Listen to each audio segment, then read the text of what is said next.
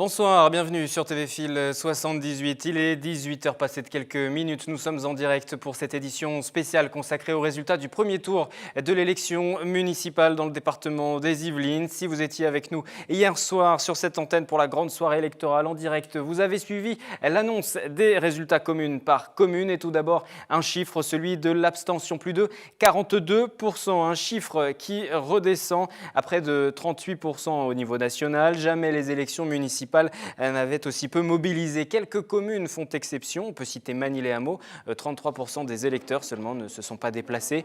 En revanche, ils sont plus de 45% à ne pas avoir utilisé leur carte d'électeur à plaisir. Je vous propose d'écouter pour débuter cette édition Stéphane Manson, professeur de droit public à l'université de Versailles-Saint-Quentin en Yvelines.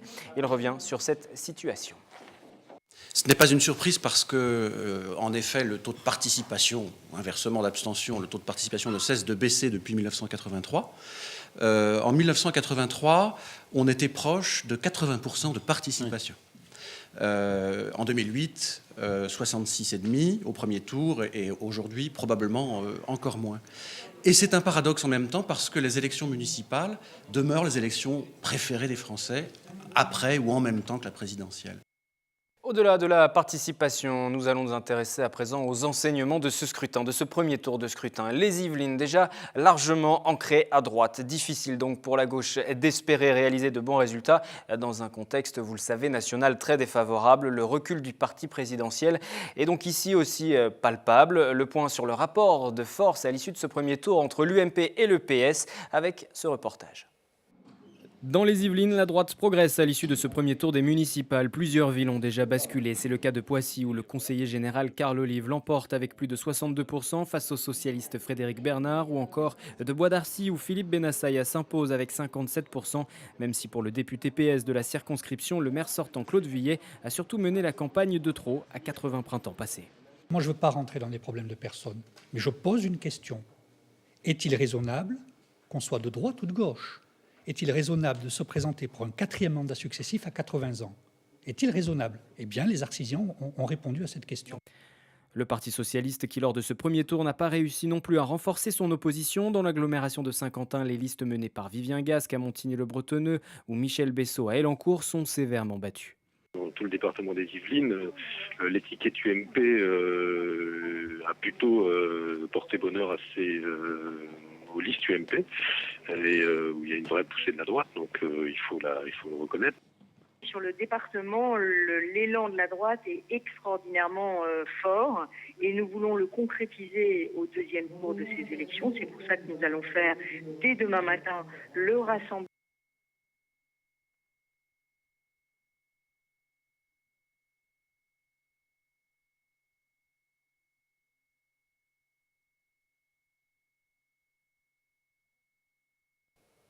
Voilà pour ce point. Nous y reviendrons au cours de cette édition. Vous l'avez vu, léger souci technique sur ce reportage. Les électeurs ont en tout cas désigné leurs conseillers municipaux, mais il s'agissait aussi d'élire les conseillers communautaires. C'est une première. Ils sont élus à la proportionnelle. Nous nous intéressons évidemment pour débuter à l'agglomération de Saint-Quentin en Yvelines, détenue actuellement par les socialistes. C'est l'un des bastions de la gauche dans ce département très à droite. À l'issue de ce premier tour de scrutin, 5 des 7 communes ont été pourvues. Quel est l'état des lieux ? Un changement de majorité est-il possible? La réponse avec Catherine Zulato. C'est une révolution politique qui est peut-être en train de se dérouler dans l'agglomération. À Saint-Quentin en Yvelines, un bastion socialiste pourrait basculer à droite. On le saura lors du deuxième tour des municipales dimanche prochain. Mais d'ores et déjà, les chiffres sont là. 5 des 7 communes de l'agglomération ont été pourvues à l'issue du premier tour. La droite a remporté 20 sièges contre 14 pour la gauche. À Montigny-le-Bretonneux, le divers droite Michel Augier, élu dès le premier tour avec plus de 62% des voix, aura 10 conseillers communautaires. Le socialiste Vivien Gasque, un siège. À Elancourt, l'UMP Jean-Michel Fourgousse remporte les suffrages avec plus de 60% des voix. Ce sont 8 conseillers communautaires élus, 1 pour le socialiste Michel Bessot. À Guyancourt, le socialiste François Deligné élu avec 67% des voix. Ce sont 8 conseillers communautaires élus, 1 pour l'UMP Ladislas Scura. À La Verrière, le communiste Alain Jage élu avec 59% des voix. Ce sont 2 conseillers communautaires en plus pour la gauche. À Magny-les-Hameaux, Bertrand Houillon, socialiste, élu avec 58% des suffrages. suffrages, ce sont 2 conseillers communautaires pour la gauche en plus et un fauteuil pour l'UMP Aurore Berger. Il reste 14 conseillers communautaires à élire, 10 du côté de Trappes et 4 du côté de Voisins-le-Bretonneux. Dans les 2 cas, c'est une triangulaire qui attend les électeurs dimanche prochain. Le maire sortant de Trappes, Guy Malandin, sera opposé à l'UMP Othman Nasrou et au candidat du Front de gauche, Luc Miseret. À Voisins-le-Bretonneux, le maire sortant, Alexis Biette, sera opposé lui à la divers droite Alexandra Rosetti et au divers gauche Jean H. Tout devrait se jouer dans un mouchoir de poche, mais la droite semble bel et bien en train de conquérir ce bastion socialiste. Un enjeu d'importance quand on sait que 50 ans en Yvelines est le 2e pôle économique de l'Ouest parisien après la Défense. La surprise de ce scrutin est à chercher du côté de Maurepas. Petit rappel, à Maurepas, 7 candidats étaient engagés dans la bataille du premier tour. Les urnes ont livré leur verdict. Première information, dimanche 30 mars, la ville aura le droit à une quinquangulaire. 5 postulants ont en effet réuni plus de 10% des bulletins de vote. Ils vont s'affronter au second tour. En tête des suffrages après ce premier tour, Grégory Garestier. Et voici donc cette surprise, le représentant local de l'UMP qui totalise 24,32% des voix. Une juste récompense selon lui. Après une campagne compliquée, il n'avait pas reçu l'investiture de son parti qui lui avait demandé de se rallier à l'UDI Pierre Le Guérinel. On écoute Grégory Garestier. Je suis très heureux de ces résultats qui m'a placé en tête. Ce qui provient que déjà j'ai réussi à rassembler de mon camp. Donc je suis vraiment le candidat de la droite légitime et reconnu maintenant par les Maurepaziens. Finalement, parce que l'un de mes adversaires, Pierre Le Guérinel, a essayé de démontrer le contraire dans toute cette campagne qui a été très violente contre moi, ma famille et celle de mes colistiers. Cette confiance aussi me va droit au cœur parce que je suis né à Maurepas, je suis un enfant de Maurepas. Et donc voilà, je suis un Maurepassien comme tous les Maurepaziens, avec des racines profondes. Et en tout cas, je remercie du fond du cœur tous les Maurepaziens qui m'ont fait confiance. Grégory Garestier qui arrive donc en tête à l'issue du premier tour. Michel Chapa, candidat divers gauche soutenu par le Modem, dauphin du maire sortant Georges Mougeot qui se classe deuxième avec 21,4%. On sait d'ores et déjà qu'il négocie actuellement une alliance pour le second tour avec Michel Hay, candidat sans étiquette, également un maire adjoint sortant. Il a obtenu 15,34% des voix. Dernier représentant donc de cette quinquangulaire, Pierre Le Guérinel pour l'UDI qui obtient près de 16% et Ismaïl Havane du Parti socialiste avec à peine plus de 10%. Le minimum pour se maintenir au second tour. Ces derniers n'ont pour le moment pas souhaité réagir à ces différents résultats. Jean Saint-Doufoury, lui aussi, était un candidat du premier tour sans étiquette. Il n'a pas obtenu les 10% nécessaires. Il est juste en dessous avec 9,26%. Et il est en pourparlers avec certains candidats pour une éventuelle fusion, puisque la loi lui permet. Les candidats qui arrivent entre 5 et 10% ont la possibilité de fusionner leur liste avec ceux qui se maintiennent. Mais il n'a pas souhaité dévoiler l'état d'avancement des négociations. Nous y reviendrons bien sûr tout au long de la semaine. La participation est faible cette année. Nous en parlions au début de cette édition dans de nombreuses communes. Pour autant, le nom du maire est d'ores et déjà connu. Pas de deuxième tour dans certaines communes où les candidats ne manquaient pas. Nous le verrons dans un instant. Mais déjà, Magny-les-Hameaux, où il n'y avait finalement que 2 listes après la tentation du Front de gauche de partir seul dans cette élection. Bertrand Houillon l'emporte pour l'Union de la gauche. Aurore Berger, arrivée voici 2 ans sur la commune avec l'appui très fort de Valérie Pécresse, fait mieux qu'en 2008 pour l'UMP. L'UMP qui, sur un plan symbolique, avait fait de cette commune l'une de ses priorités. Une très forte mobilisation des Magnicoises et des Magnicois qui ont voulu la continuité suite à un bilan qu'ils ont jugé positif et un projet qu'ils ont accompagné et que nous avons partagé avec eux pendant toute cette campagne. Et c'est ça que je veux retenir. Soulagé toujours parce que de toute façon pendant une élection forcément il y a un partage, des discussions et puis c'est un moment de choix démocratique, c'est les urnes qui parlent, c'est la voix des habitants. En même temps ça fait des années que Magny-les-Hameaux est considéré comme un maillon faible de 50 ans en Yvelines. Finalement on voit que des élus qui sont au travail au service des habitants, et bien derrière ils sont choisis dans la continuité toujours et il n'y a pas d'esprit partisan où on le voit à chaque fois dès qu'il y a un parachutage à Magny-les-Hameaux et cet esprit partisan, eh bien ça rate. Rien n'est facile, mais vous savez, donc, tout se construit dans le temps. Et donc effectivement pour Bertrand, donc, c'était donc s'appuyer sur un travail que nous avions fait en commun. C'est ce qu'on appelle le bilan. Et donc le bilan, lorsqu'on l'a présenté auprès des habitants, donc, il a été donc, unanimement accepté. Moi, je voudrais dire à toutes les équipes qui sont allées dans des combats difficiles, comme Aurore Berger à Magny-les-Hameaux, qu'ils ont œuvré pour l'avenir et que nous comptons beaucoup sur eux pour le futur. À Elancourt, 4 listes se présentaient devant les électeurs. Jean-Michel Forgous, le maire sortant, qui avait lors des législatives été battu dans sa propre commune, a réussi à inverser la tendance.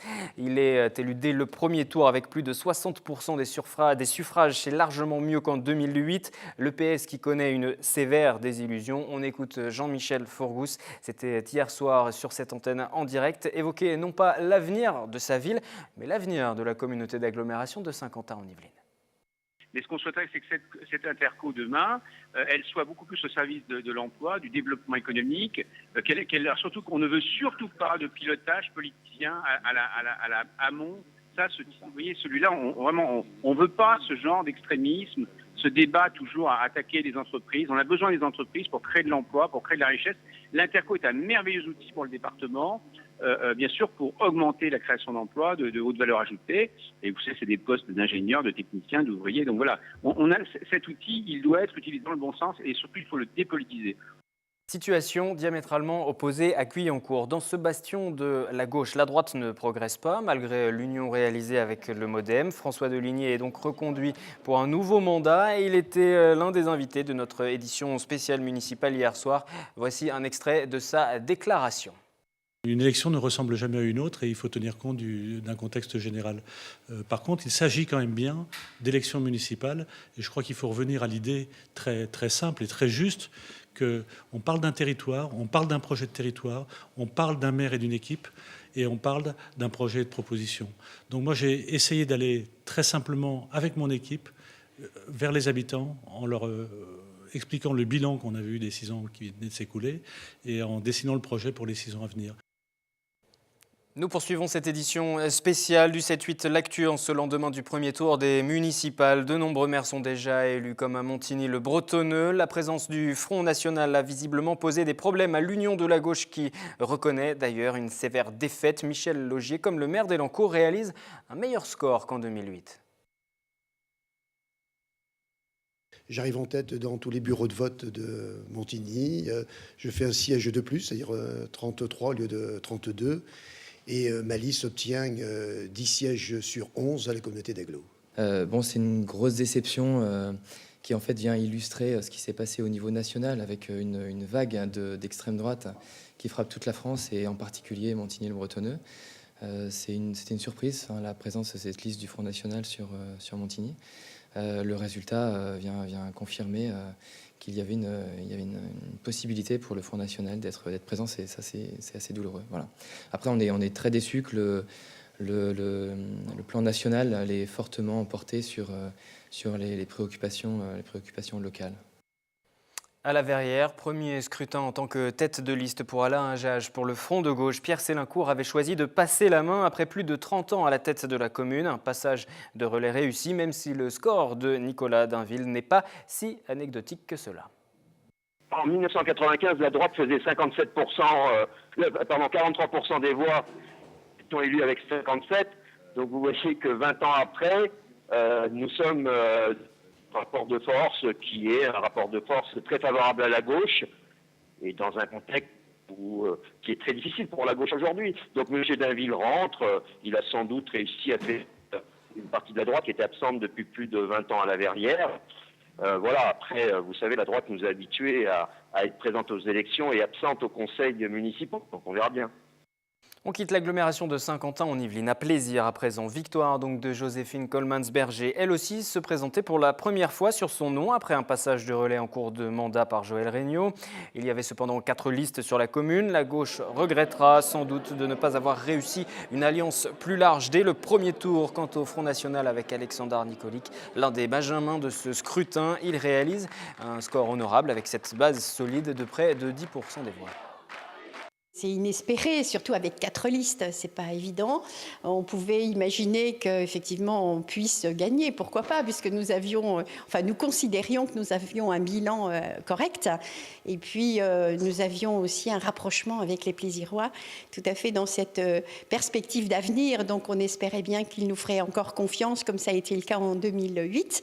Mais il est vrai que là, le score est assez étonnant.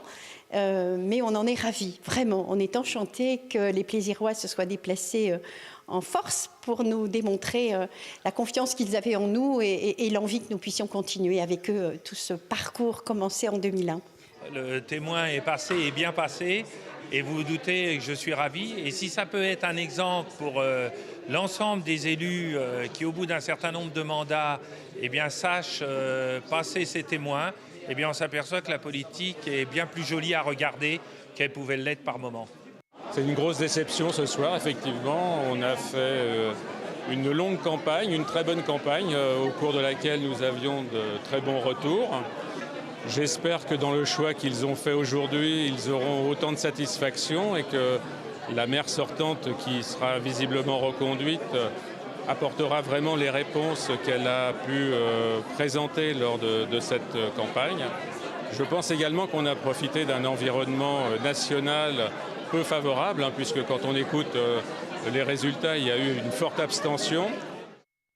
Ces différentes réactions au micro donc de Claire Cambier. C'est une surprise, ce sont les propres mots de la maire sortante des Clés-sous-Bois, Véronique Cotté-Millard. Elle a été réélue dès le premier tour assez largement, avec plus de 55% des voix, et ce malgré la présence de 3 autres listes également, dont celle du socialiste Jean-Michel Gourdon. Claude Debosser-Lepidi qui réalise 6,98%, Olivier Augustin de Lutte ouvrière 4,01%. Les électeurs se sont tout de même moins mobilisés qu'en 2008, avec 58,50% de participation contre plus de 61% en 2008. En 2008, Jean-Michel Gourdon, déjà, on s'en rappelle, avait poussé Véronique Cotté-Millard à un second tour. Les 2 candidats n'avaient alors été distancés que d'un peu moins de 300 voix. Ce n'est pas le cas cette année. On va écouter Véronique Cotté-Millard, cette maire réélue. Elle se dit fatiguée, mais bien entendu heureuse. Très fatiguée et très, oui, très fatiguée, très heureuse, oui. Profondément touchée par la confiance qui nous a été accordée. On espérait être en tête, mais on pensait pas passer au premier tour et faire un tel pourcentage. Donc cette victoire, elle est à partager avec tous ceux qui nous ont accompagnés, avec toute l'équipe, avec ceux qui repartent et ceux qui partent aussi, et avec toutes les personnes qui nous ont honorés de leur confiance. À Bois d'Arcy, Claude Vuillet, 80 ans, se présentait devant les électeurs pour un nouveau mandat. Après une première victoire qui date de 1995, grande désillusion pour lui, il est sèchement battu par l'UMP Philippe Bennassaya. Son projet de refonte du centre-ville a sans doute beaucoup pesé contre lui, même si la question de l'âge s'est aussi posée. On rappelle qu'au Parti socialiste, si on avait fait le choix de le soutenir, on a en revanche préféré ne pas lui donner l'investiture. À Coignères à présent, pas de mauvaise surprise pour le maire sortant Henri Pailleux qui a remporté l'élection avec plus de 56% des voix face à son opposant socialiste Didier Fischer. A noter que les électeurs se sont plus fortement mobilisés pour ces élections avec une hausse de 3 points de participation par rapport à 2008. Henri Pailleux qui n'a pour autant pas profité d'une vague bleue sur ce nouveau scrutin. Par rapport à 2008, il remporte moins facilement l'élection. À Versailles, c'est finalement assez largement que François de Mazières a été élu pour un second mandat. 5 listes pourtant face à lui. La plupart se revendiquaient de droite. On attendait également de voir si la contestation des anti-mariages pour tous sur cette commune allait avoir une incidence sur les résultats. C'est finalement Isabelle Tisse-Saint-Jean, la vice-présidente PS de la région Île-de-France, qui devient la principale force d'opposition. Elle récupère 4 des 53 sièges à pourvoir à Versailles. Il y a dû y avoir un vote utile à droite, je pense, un vote utile à droite. Et donc, ils se sont concentrés sur François de Mazières en se disant on ne se disperse pas. Et donc, ils ont voté directement François de Mazières. Ils m'ont désigné la première opposante de François de Mazières, ce qui est une responsabilité dans une ville qui est la première ville des Yvelines. Donc, c'est une grosse responsabilité. J'entends bien, effectivement, être la première opposante de François de Mazières.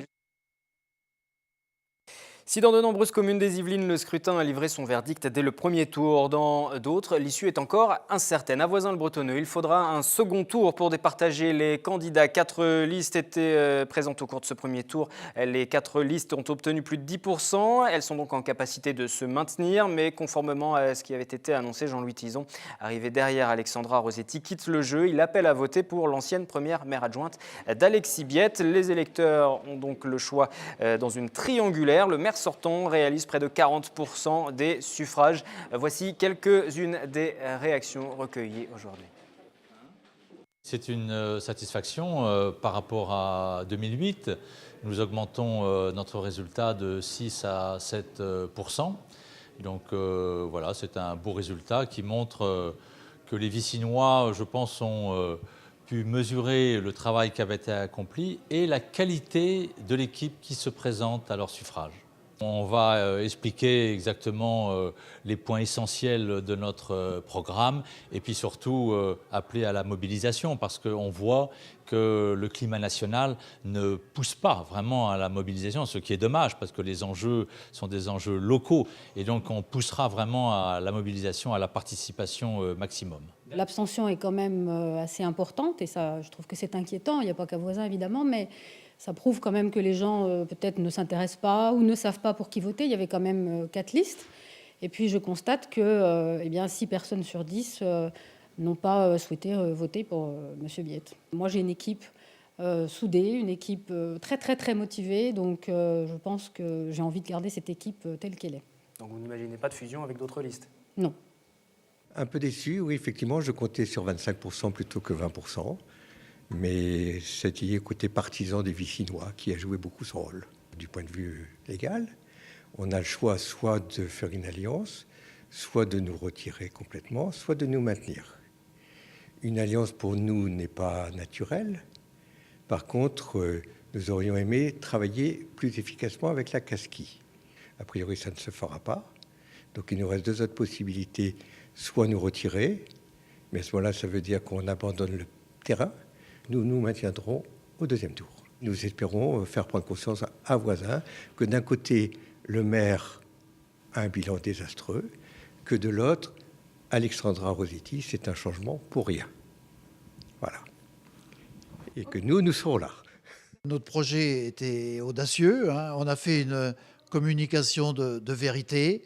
Bon, les résultats ne sont pas tout à fait à la hauteur de ce qu'on espérait. Néanmoins, nous dépassons la barre des 10%. Nous sommes maîtres de notre destin. Et il nous aurait manqué encore quelques semaines pour mieux réussir à convaincre. Pour ma part, notre liste, nous avons décidé de ne pas nous maintenir au 2e tour. Et nous nous désistons complètement en faveur de la liste d'Alexandra Rossetti. Sans aucune négociation, sans fusion. En 2008, à Trappes, Guy Malandin l'avait emporté dès le premier tour avec un peu plus de 54% des voix. Pour le nouveau scrutin, cette année, 5 listes se présentaient et il faudra retourner aux urnes dimanche prochain. Il y aura une triangulaire entre donc Guy Malandin, également le candidat de l'UMP Othman Nasrou et le candidat du Front de gauche Luc Miseret. L'enjeu, la clé du scrutin sur cette commune, c'est la participation. Elle était faible dimanche dernier, seulement 45,47% des inscrits qui se sont déplacés. Une situation regrettée par le maire sortant. On l'écoute. Faire campagne pendant cette semaine et je ne vois pas comment on n'arriverait pas en tête au 2e tour pour continuer à faire le travail qu'on a commencé pour les habitants de la ville. C'est vraiment très, très ennuyeux que nos concitoyens qui peuvent se déplacer, donner leur avis, qui avaient un champ ouvert devant eux avec 5 listes. Ce n'était pas serré comme choix, ne se soient pas davantage déplacés. J'espère qu'ils le feront pour le 2e tour, parce que c'est la démocratie, c'est aussi l'engagement citoyen à venir donner son avis. On est 2e pour la première fois devant effectivement la liste communiste, donc on est la 2e force de politique de la ville, la première d'opposition face à l'équipe municipale actuelle. Donc moi j'ai envie de remercier le millier de trappistes qui sont venus m'apporter leur confiance. Moi je suis content de ce scrutin et j'espère que ça sera concrétisé à l'avenir, que nos idées puissent peser encore plus dans le débat à Trappes. On va continuer à construire cette alternative-là, puis c'est aux trappistes de choisir. S'ils souhaitent continuer avec M. Malandin, avec la politique municipale telle qu'on la connaît actuellement, ou s'ils souhaitent changer. En tout cas, s'ils souhaitent changer, il n'y a qu'une alternative aujourd'hui, c'est la liste Trappes Citoyens qu'on a présentée au premier tour. C'est avant tout une satisfaction parce qu'on a fait une bonne campagne. On a contribué, je pense, à redonner de l'espoir à gauche. Et donc ça, c'est quelque chose d'extrêmement important par les temps qui courent.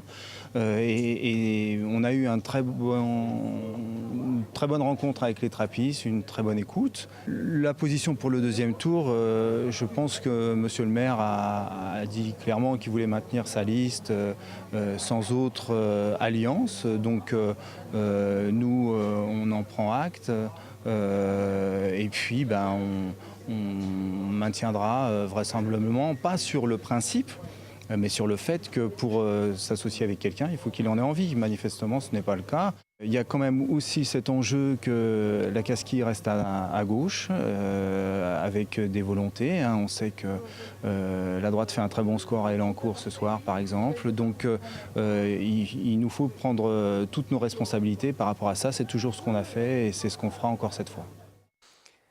Et à Saint-Cyr, l'école. J'ajoute qu'il y aura également un second tour avec une triangulaire. Nous y reviendrons. Tous les détails dans notre édition de l'actu de demain. Victoire de la droite globalement, recul net de la gauche. Les enseignements de ce scrutin au niveau du département sont les mêmes que dans le reste de la France. Pas d'exception yvelinoise non plus concernant les résultats du Front National, même si les 16 listes engagées dans le département ont connu des fortunes diverses.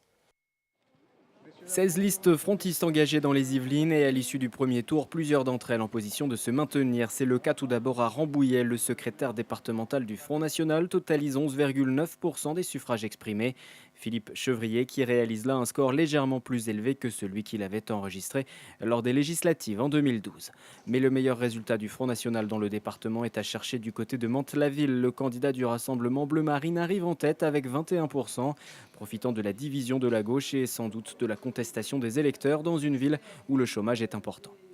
On le sait, évidemment, le Front National a effectué une mue assez importante, une espèce de normalisation, du moins en apparence.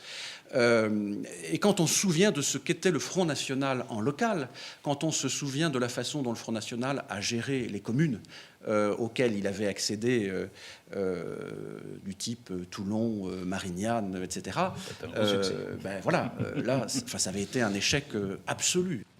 Dans les communes où le scrutin s'est joué en un seul tour, la formation de Marine Le Pen a d'ores et déjà acté son entrée dans l'opposition de plusieurs conseils municipaux, comme à Elancourt, où les 7,5% de Nicolas Boer lui suffisent pour obtenir un siège.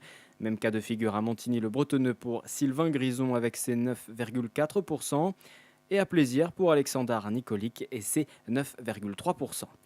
À Versailles, François Simeoni disposera de 2 sièges, dépassant tout juste les 10%, un score qu'il imaginait sans doute plus conséquent, mais qui s'explique par la multiplication des listes proposées aux électeurs.